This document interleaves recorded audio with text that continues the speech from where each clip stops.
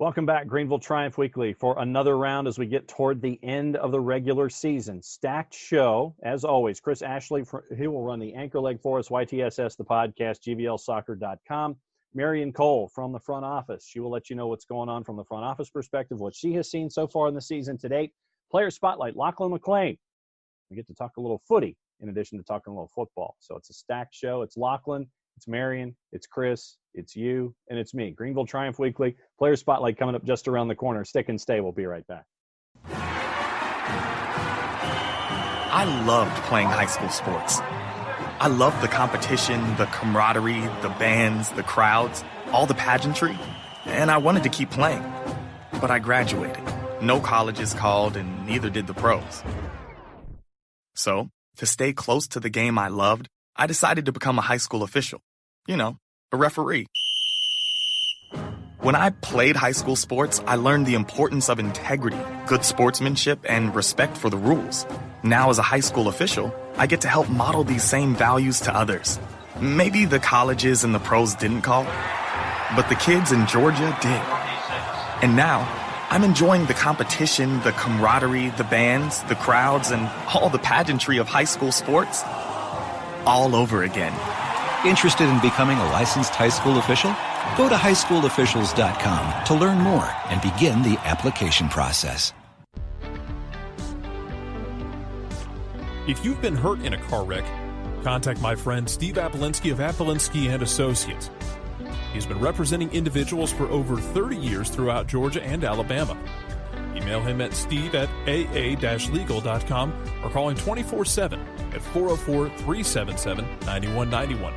The initial consultation is free.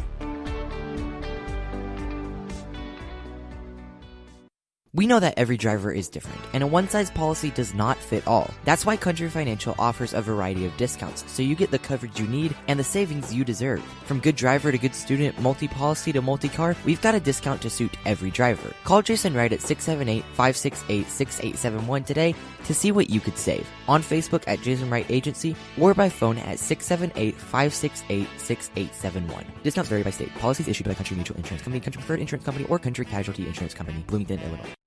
Welcome back, Greenville Triumph Weekly, Player Spotlight. Time to catch up with Lachlan McLean, and good to have you. That's great to be here. Thanks, Sean.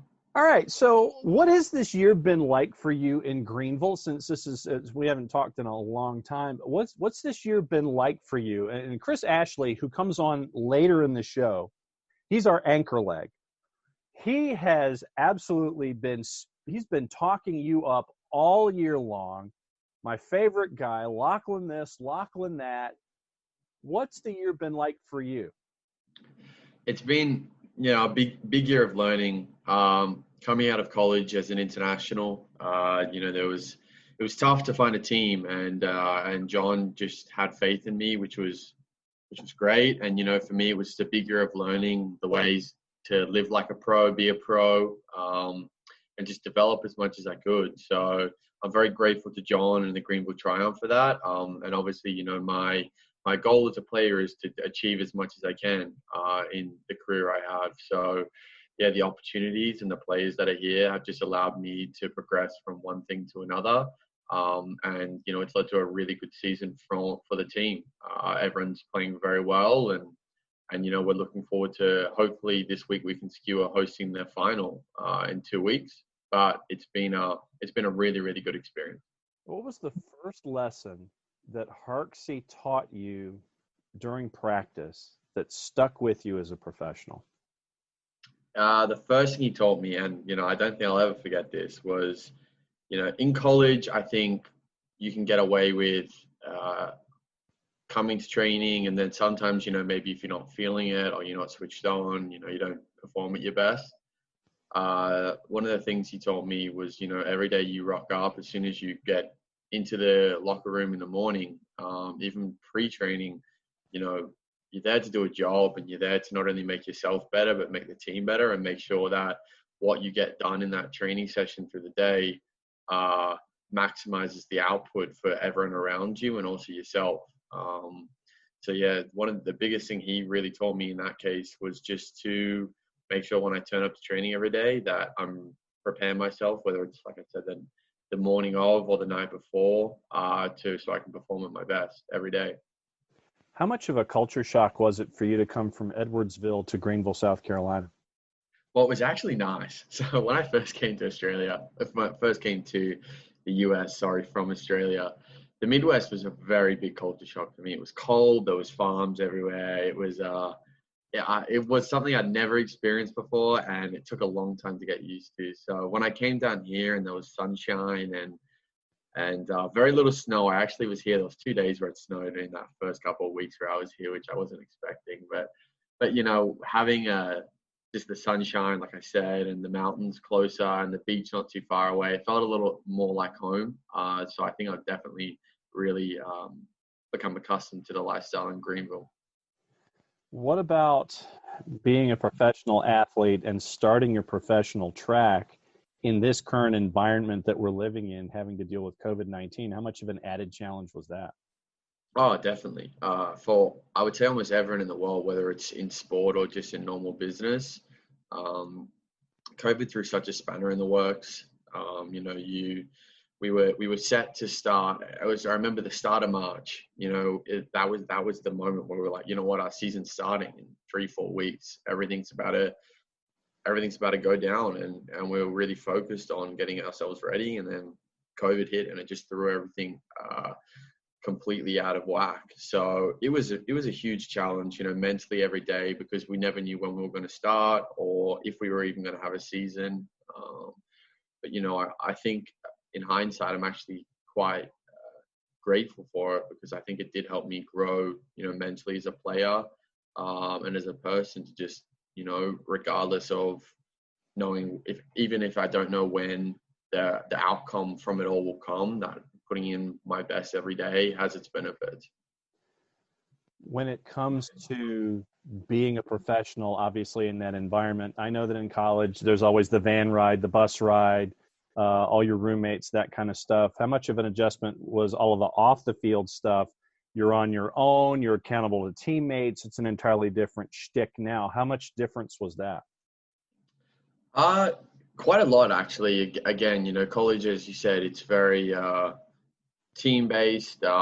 Here, it's a little bit more individual. I think, I'm a bit older than most kids coming out of college. I'm 24 now. So, I was ready to take that next step and live more like an adult than you do in college.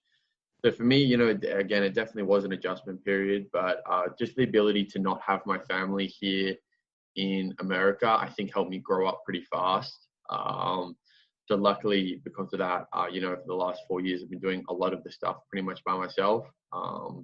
But that did definitely allow me to make the adjustment from college, where, everything's kind of fed to you, to, as you said, as you're on your own, a bit easier. So what has it been like in this first year of competition as a professional? Because it's, at the same time, yes, it's buses and planes and roller cushions and hotel rooms and apartments and traveling, sometimes day of, sometimes day before. What about the whole travel aspect of sitting there and parachuting into a place to do your job and then parachuting back out? I think, one of the things college actually does prepare you for really well is that. I would say there was days in college where I would do a 4-hour bus ride. And one of the hardest things, which I'm sure a lot of people who, might watch games live, whether it's live on TV, might not understand, is it's tough sometimes, to do a couple flights in a day, even if it's the day before, and then the next day go out and be at your absolute best for the game. That's, whether it's getting the jet lag out of the body, the flights out of the legs, the bus out of the legs, whatever it is. So I am very thankful, because college did help me prepare for that in a sense. So when it came to pro, I kind of through my 4 years had established a routine of just making sure that, whether it was the day off or the day before, I'd get up and I'd try to loosen my legs if we didn't have training, just to make sure that I felt like I was flushed and ready to go. What's the biggest life hack that you have discovered as a professional athlete now? Good question. I would say the biggest life hack would probably be how to make a quick meal. Okay. I think I didn't really meal prep in college too much. And here, obviously, meal prepping is something you do, but just being able to, know if I have a busy day, to be able to whether to chuck together a quick sandwich and know what I need to put on it and just get it done quickly, or I'll quickly scramble up some eggs or something. I would say my cooking has definitely improved this year, if it's been a bit of a busy day. So I would say that's probably the biggest thing I've learned. What's the meal that you're the most proud of that you can create now that you're a cook at home? So my cooking ability is still horrendous. I'm not gonna. But I just figured I would ask. You opened that door about making meals. Yeah. No. Yeah. I would say, if I had time and ingredients to cook, I rate a stir fry. I think I can make a pretty good stir fry. So that's probably, if I was going to cook for someone and try and impress them with what I was cooking, that would probably be my go-to. Okay, so now that we've opened this door, who are some of the better cooks on the club, and who would you not trust with your life with their cooking? Well, one of my roommates, Harry Hawkins, just makes the most exotic things I've ever seen in my life. So watching him cook, he'll make, whether it's Greek gyros or whatever it is, and he'll whip it up. He has every veggie you can think of in the book, chucking it in there. He's like marinates everything. So he's good to watch, Sometimes I'd sit down there maybe with my mediocre stir fry and watch him whip up something unbelievable. So I would say Harry. I've seen that firsthand. I'm sure we definitely do have some very good cooks on the team.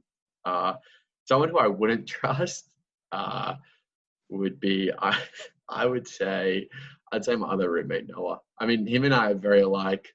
So he cooks like me, and I'm not super proud of my cooking, so I wouldn't say I'm super into what he makes either. I was going to say, you include yourself in this discussion, so the fact that you mentioned Noah, it's like, okay, good, you've disqualified yourself, you put Noah in there. That's exactly, yeah. All right, so has what's been the most pleasant surprise about this season so far? Obviously, getting to that last game of the year has been important for the guys, and I know that you've got that one last push to try to get that one last win to get over the top to host it in 2 weeks. What's been the most pleasant surprise about this season for you as a professional? Being my first season, there's been a lot of firsts for me, I think. But I've been really pleasantly surprised with how well we're managed by John and Alex, Ryan Mackey, Marcus, Rick. They all do a really, really great job of looking after us. And my most pleasant surprise probably be around that. If we've had a really good run of form, or we've had a tough week of training in a big game, sometimes we get extra days off just to make sure we're well rested. So in that case, stuff like that, where our well-being and our mental health as well as our physical health is really put first. That's something which college, it's hectic, as anyone who's done it would know. It's go every second, every day. So you didn't really get the luxury of experiencing that. So it was really nice coming into my first year to be able to get that. All right, coming into this weekend, what has study hall been like getting ready for the next match on the board? Omaha is a great team. They're in their first year, and as their results show, they're hard to beat. A lot of teams, I think they went eight games unbeaten at the start of the year.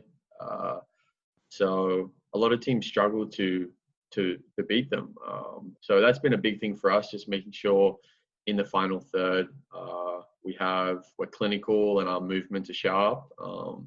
But more importantly, this year we have a great record and we have great resilience and grit in our game. So I think we just always, every week, reiterate the things that we do really well. And we say when we go out there against Omaha, it's no different from any other game. We're at home, we're unbeaten at home right now.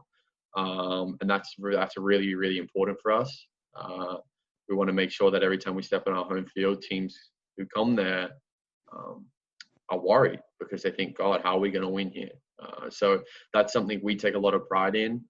That's something we're definitely going to take a lot of pride in this weekend. A little added emphasis in potentially if we win this, we can host the final is also will be in the back of our minds, but it's just like any other game. What's it been like to see fans finally coming back out to Legacy early, especially with the beginning of the season, to have folks like Reedy River Riot and folks like that to be out there to be a part of this experience? It's been amazing. I was lucky enough. I got to start in that Charleston Battery game at the start of the year. And I got a little taste of it then.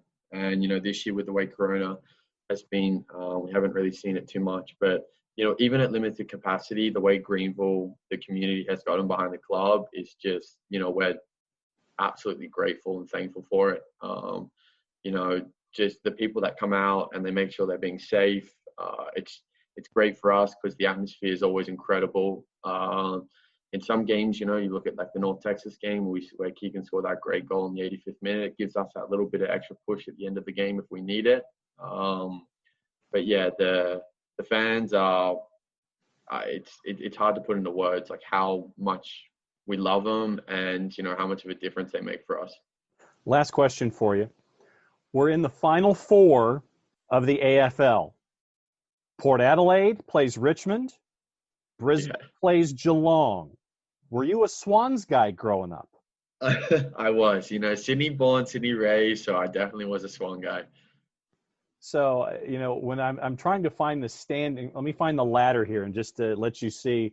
Because I will readily admit, I'm that guy that when the AFL shows up, I'm the one staying up at 1:30, 2 o'clock in the morning Eastern time to watch those games. So I love it because I also grew up on it. So let's scroll down the ladder, shall we? And see that the Sydney Swans had a bit of a rough year, sir. Six in the table, and only North Melbourne and Adelaide finished below you this year. We just blame it on coronavirus this year.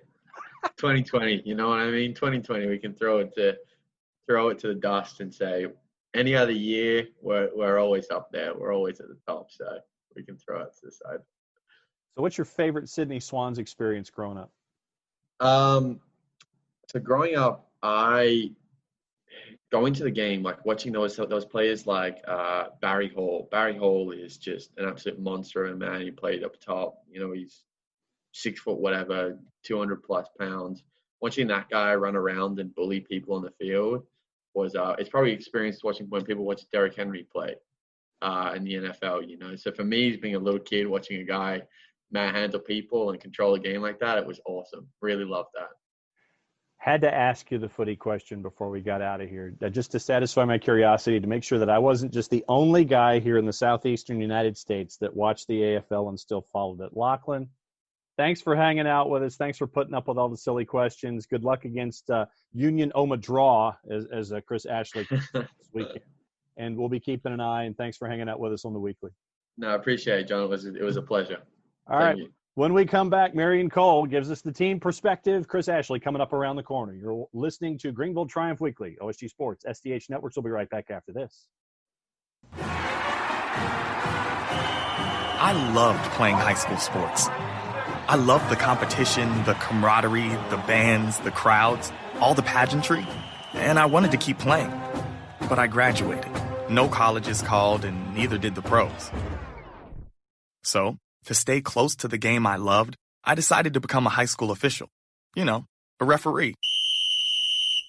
When I played high school sports, I learned the importance of integrity, good sportsmanship, and respect for the rules. Now, as a high school official, I get to help model these same values to others. Maybe the colleges and the pros didn't call, but the kids in Georgia did. And now, I'm enjoying the competition, the camaraderie, the bands, the crowds, and all the pageantry of high school sports all over again. Interested in becoming a licensed high school official? Go to highschoolofficials.com to learn more and begin the application process. If you've been hurt in a car wreck, contact my friend Steve Apolensky of Apolensky and Associates. He's been representing individuals for over 30 years throughout Georgia and Alabama. Email him at steve@aa-legal.com or call him 24/7 at 404-377-9191. The initial consultation is free. We know that every driver is different, and a one-size policy does not fit all. That's why Country Financial offers a variety of discounts, so you get the coverage you need and the savings you deserve. From good driver to good student, multi-policy to multi-car, we've got a discount to suit every driver. Call Jason Wright at 678-568-6871 today to see what you could save. On Facebook at Jason Wright Agency or by phone at 678-568-6871. Discounts vary by state. Policies issued by Country Mutual Insurance Company, Country Preferred Insurance Company, or Country Casualty Insurance Company, Bloomington, Illinois. Welcome back, Greenville Triumph Weekly. Batting second, as always, it is Marion Cole. Marion, good to be with you. Good to be here, John. All right, so let's look at where things stand right now with the Triumph, and it's a numbers game right now. And coming into this game this weekend with Union Omaha draw, as Chris Ashley calls them, you get a big number and something cool happens. Yeah, so honestly, at this point, in my opinion, it would take a trip to Mars for us not to host. I have some wood. This is me knocking on it. But if we get any kind of points this weekend, we will host the 2020 USL League One final, and that's really exciting. What's it been like this season to see the guys locked in the way that they've been to get to where they're this close to hosting a championship game? This group of guys, and I know that I'm going to speak for Coach Harks when I say this as well, there's something special. The way that they have been honestly locked in from day one, go through everything that they've been through, a pandemic, having to deal with all these regulations, having to deal with, only being able to travel in roommates, having to do everything they do at the field, then to practice, then to train, then to win games and to perform the way that they have.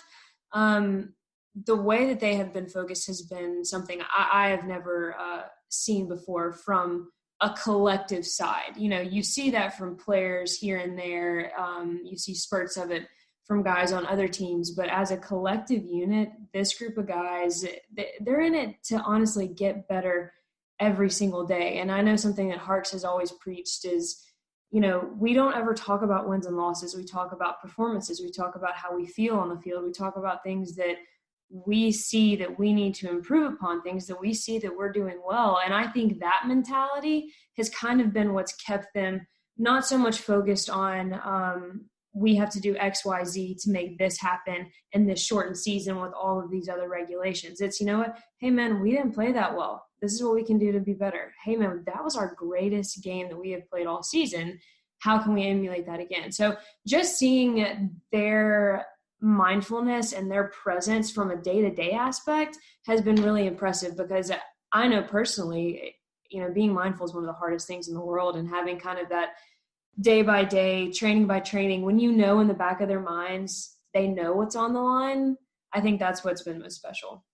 So when you look at Lachlan McLean, who was in the A block, okay. When I mention Lachlan, what comes to mind in seeing his first season as a professional?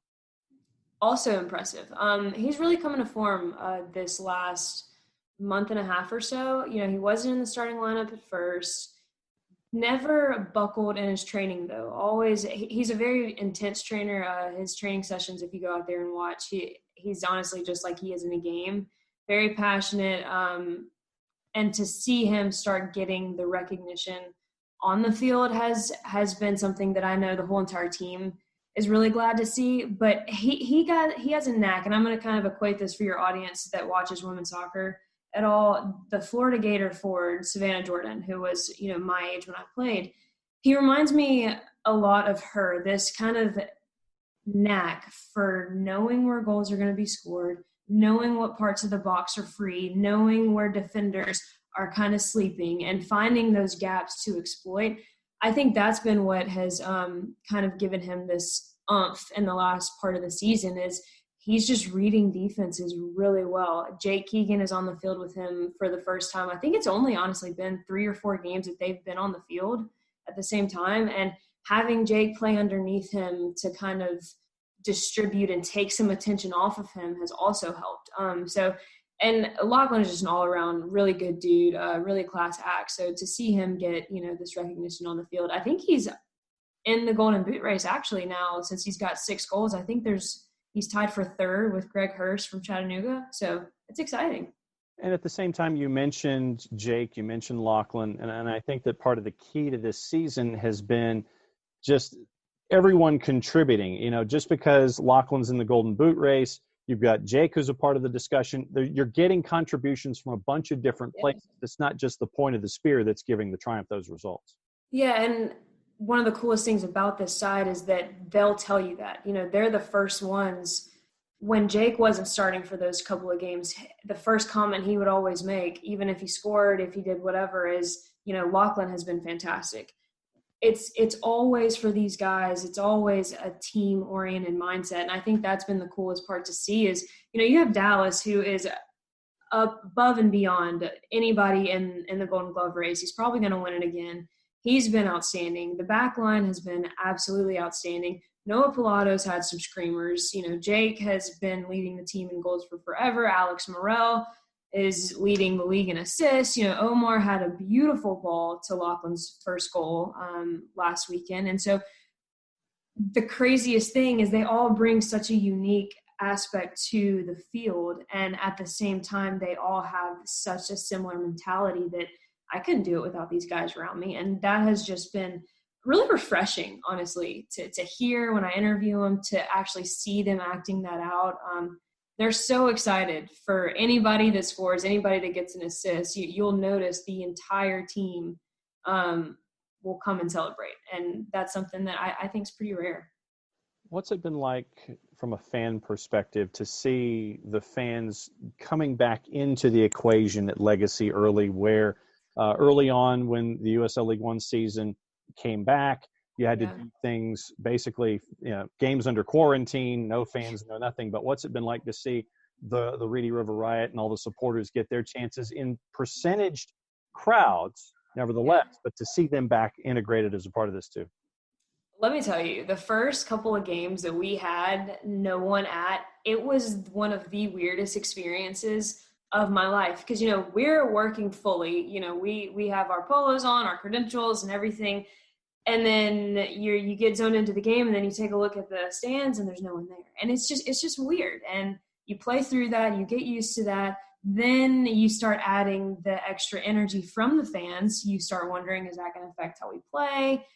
Is it going to affect, you know, our game operations standpoint? And it hasn't. We have been, from top to bottom, this club has honestly been pinpoint on the needle. Everything that needs to be done, we have done.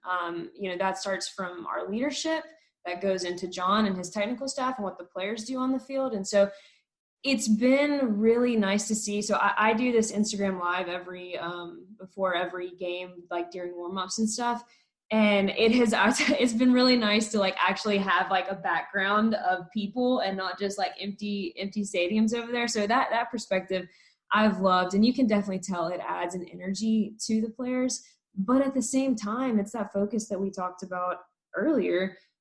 They haven't really changed. You know, our club hasn't really changed. We're still doing all of the things that we should be doing. Now it's just with added people. So it's been this weird kind of intermingle of let's keep doing what we're doing. Let's really work on our things when fans weren't here. Let's make sure that we have all our protocols in place. Let's make sure that we have everything that needs to be set in place so that when fans get here, it's pretty seamless. And that's exactly what it has been.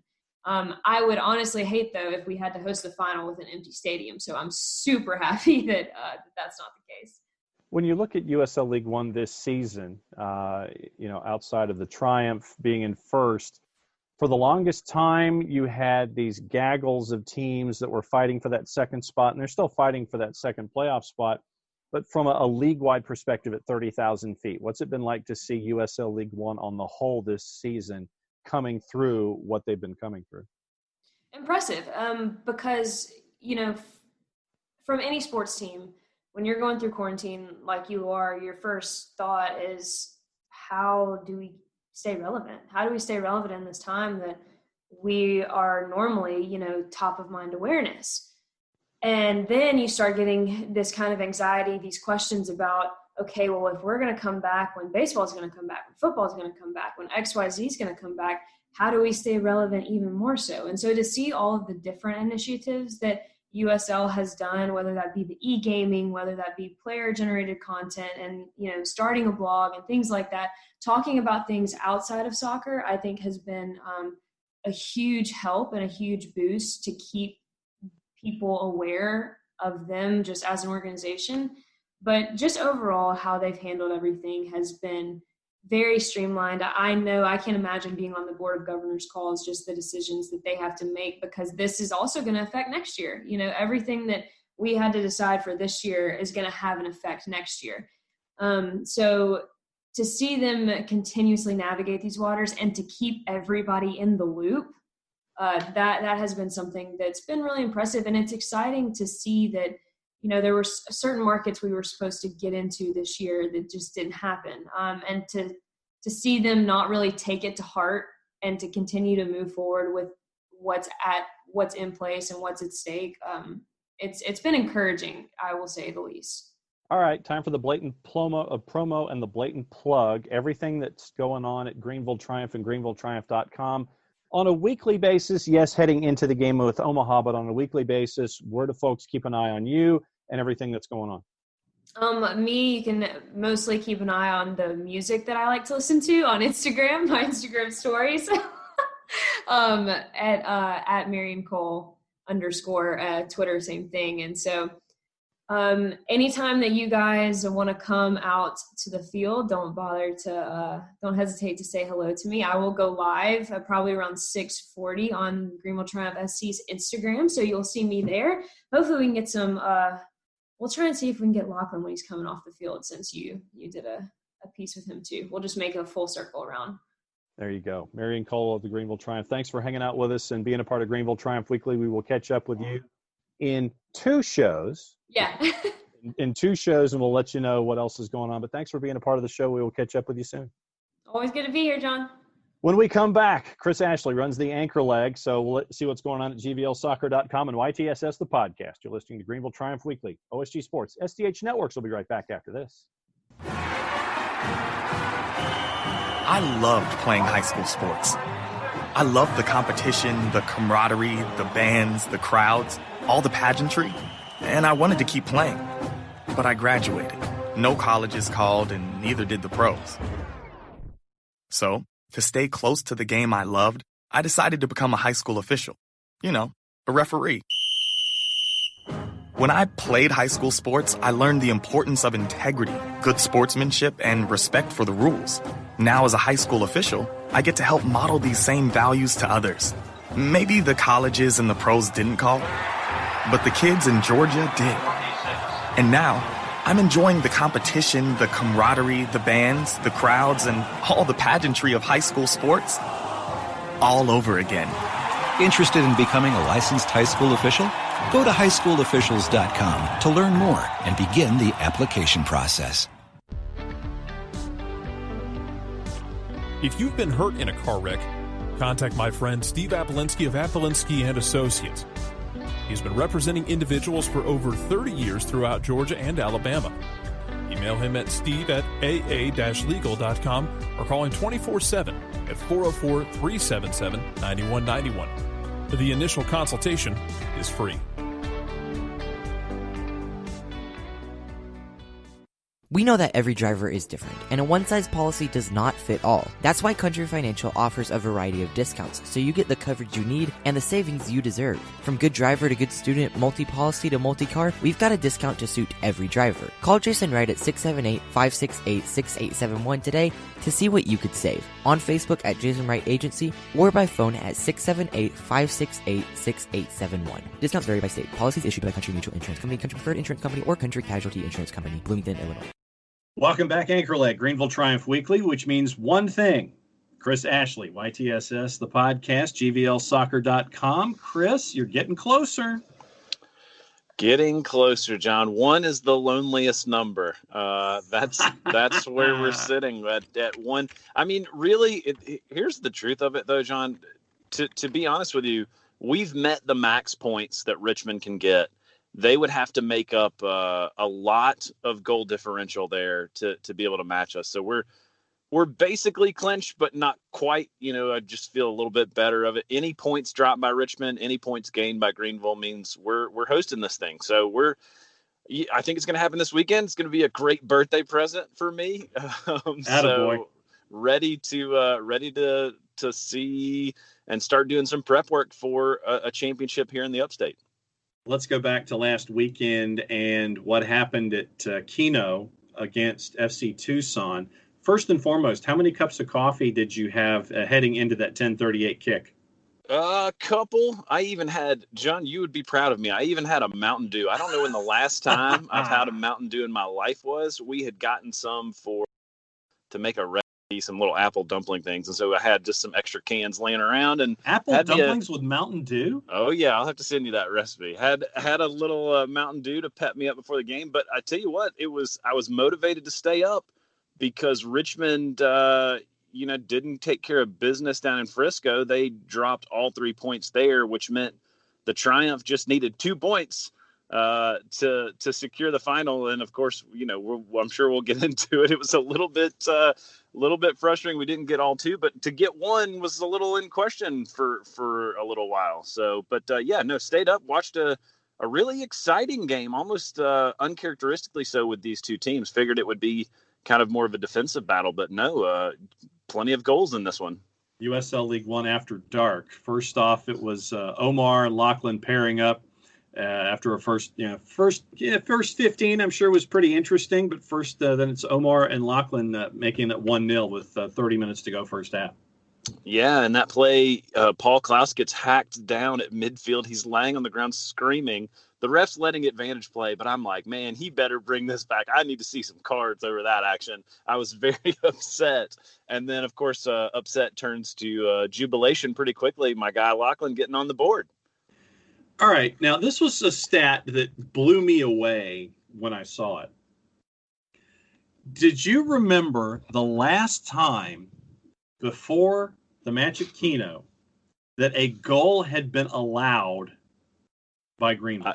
I do. It was early September on the road in Statesboro, Georgia, against Tormenta. The team, that's something that Greenville, we've talked all year about Greenville's defense being very strong, but I think has gone underappreciated how many shutouts this team has pitched. I know, so now through 14 matches, it's still 9 shutouts through 14. I mean, it was 9 through 13 prior to this past weekend, but I mean, that just think about those kinds of numbers, John. I said this last year when Dallas J, as we were getting towards the end of the season, his goals against average being what it was at that time, just how kind of crazy it was. And people just said, yeah, but that doesn't count. It's lesser competition. I'm like, listen, these are professionals. Everybody on this level is a Division III professional.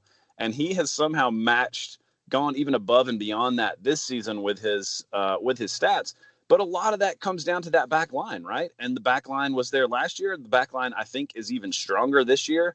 And you're just seeing a team that does not let people score many goals. And, again, uncharacteristically in this match, gave a couple up. But it's incredible that they went that long without letting a goal through.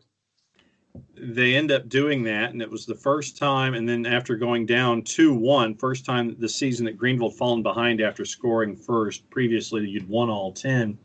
From that moment, after the soft pass from Dallas created an opportunity for Tucson and a lead, what was the final X number of minutes like for you sitting there watching and a lot of folks in the upstate?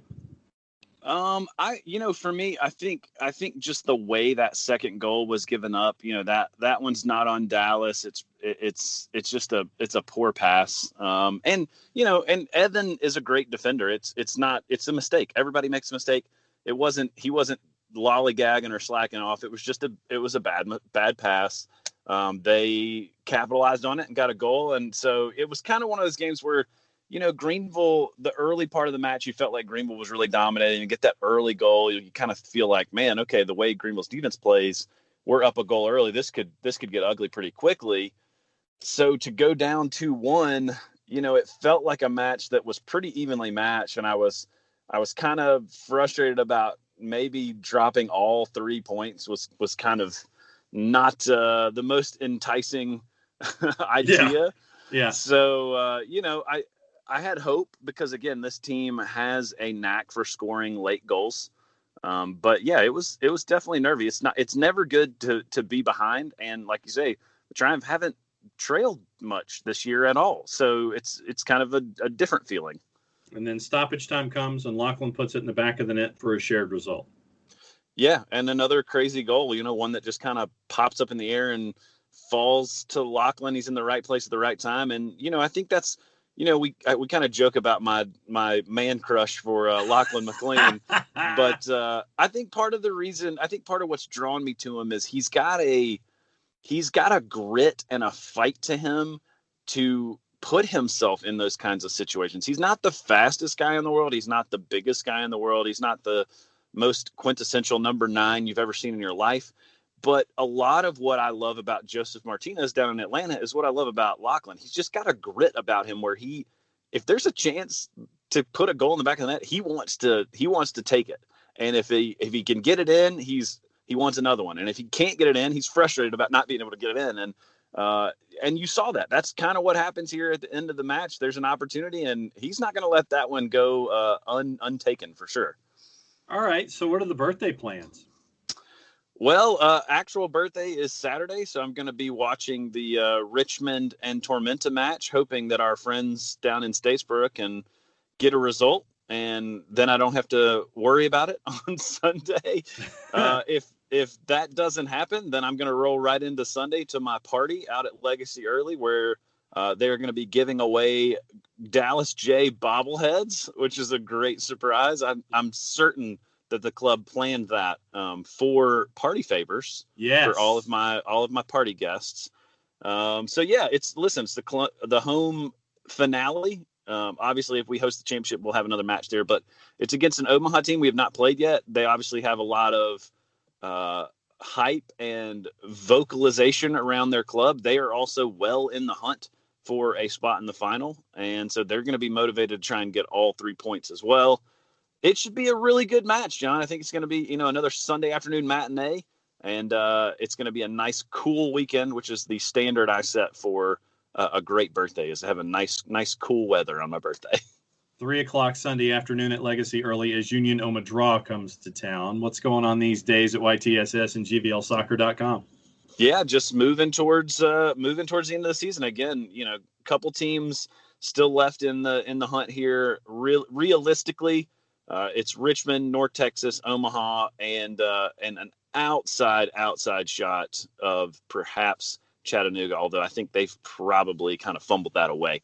So you're looking at Omaha, North Texas, or Richmond, and I think of those three, John, I think I'd probably rather see Omaha in the final. Yeah. But any of those teams is going to be a tough pull. So we'll see what happens. It's Richmond's to lose, but we're kind of focusing on that and moving towards the finale with some coverage leading up to a championship match for the Greenville Triumph. All right. So for folks that want to follow along what's going on with you and YTSS and GVLsoccer.com, how do they do it? Yeah, follow me over on Twitter at GVL Soccer Guy. You can follow the podcast at YTSS Podcast, or you can check out the site at GVLsoccer.com. See, there's the promo. Well done, sir. Nicely done. Chris, as always, great to catch up with you, my friend, and we will catch up with you next week and find out what happened with that birthday of yours. Sounds good, John. We'll talk to you next week. When we come back, we'll put a bow on a show. You're listening to Greenville Triumph Weekly. OSG Sports, SDH Networks. We'll be right back after this. I loved playing high school sports. I loved the competition, the camaraderie, the bands, the crowds, all the pageantry, and I wanted to keep playing. But I graduated. No colleges called, and neither did the pros. So, to stay close to the game I loved, I decided to become a high school official. A referee. When I played high school sports, I learned the importance of integrity, good sportsmanship, and respect for the rules. Now, as a high school official, I get to help model these same values to others. Maybe the colleges and the pros didn't call, but the kids in Georgia did. And now, I'm enjoying the competition, the camaraderie, the bands, the crowds, and all the pageantry of high school sports all over again. Interested in becoming a licensed high school official? Go to highschoolofficials.com to learn more and begin the application process. If you've been hurt in a car wreck, contact my friend Steve Apolinsky of Apolinsky and Associates. He's been representing individuals for over 30 years throughout Georgia and Alabama. Email him at steve@aa-legal.com or call him 24/7 at 404-377-9191.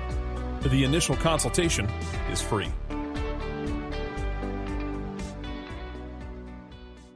We know that every driver is different, and a one-size policy does not fit all. That's why Country Financial offers a variety of discounts, so you get the coverage you need and the savings you deserve. From good driver to good student, multi-policy to multi-car, we've got a discount to suit every driver. Call Jason Wright at 678-568-6871 today to see what you could save. On Facebook at Jason Wright Agency or by phone at 678-568-6871. Discounts vary by state. Policies issued by Country Mutual Insurance Company, Country Preferred Insurance Company, or Country Casualty Insurance Company, Bloomington, Illinois. Time to put a bow on yet another show for Greenville Triumph Weekly. Thanks as always to Lachlan McLean. Thanks to Marion Cole. Thanks to Chris Ashley. GreenvilleTriumph.com. Don't forget to download the Greenville Triumph app, available on iOS and Android for all of the answers that you need for everything going on in USL League One. Once again, Sunday afternoon at 3 at Legacy Early. It is Union Omaha and the Greenville Triumph. If there's a win on the board by the time the match is over, we know where the USL League One final is going to be. It would be in Greenville. So just one more point is what is needed to make sure that Greenville Triumph hosts.